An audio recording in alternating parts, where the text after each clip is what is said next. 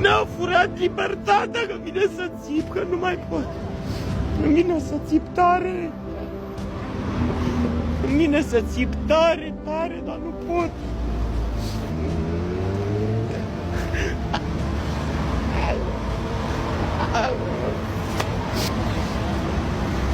Ne-au terminat, ne-au nenorocit. Iohannis, sunt la ambasada României din Roma.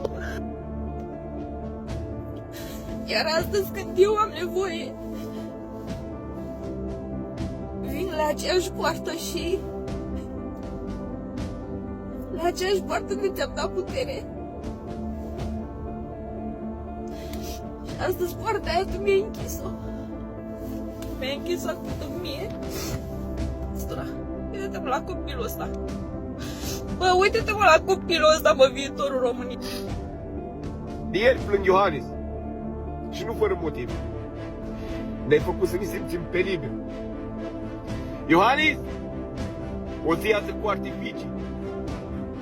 Pentru că plânge inima noi, Iohannis.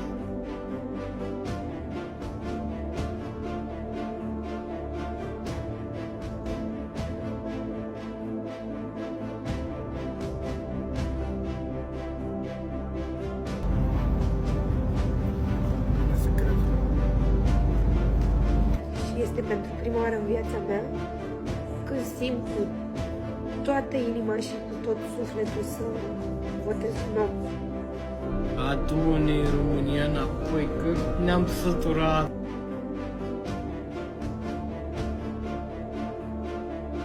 Bă, mi-e rușine, mă, de rușinea lor să mă duc afară să-i filmez.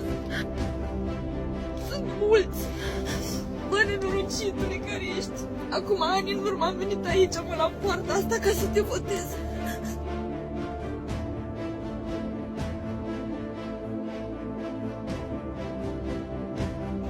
Eu n-am mai văzut și n-am mai văzut un candidat la postul de președinte în România să spună oamenilor te iubesc, vă iubesc.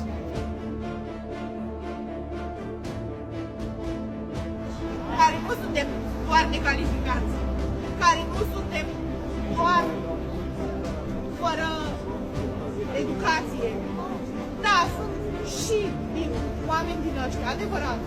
Dar asta nu înseamnă că nu fiecare țară a Europei nu are așa ceva. Doar se spune că românii sunt analfabeți. Nu este adevărat. Suntem una dintre țările lumii care suntem majoritatea oamenilor poligloți. Vorbim foarte multe limbi străine. Iar acum ați început să ne înjurați și să ne defăimați, să ne spuneți, să ne ucidem, pentru că nu avem ce căuta în România. Nu contează ce orientare sexuală avem. Nu contează că unul ține cu un candidat și celălalt cu altul.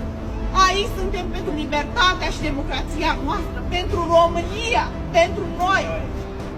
Să încercăm să ne iubim oameni, să nu ne mai urâm. Nu contează că ești țigan, că ești român, că ești gay, că ești lesbian, că ești heterosexual, că ești ortodox sau musulman.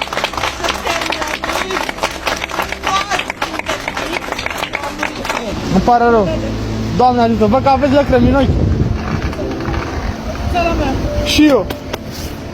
Doamne ajută și sperăm la un viitor mai bun. Voi ați mai văzut atâția oameni, atâta lume să plângă, eu n-am mai văzut.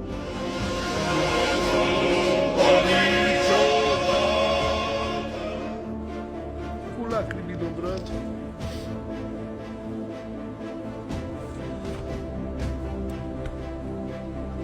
Regret că sunt român.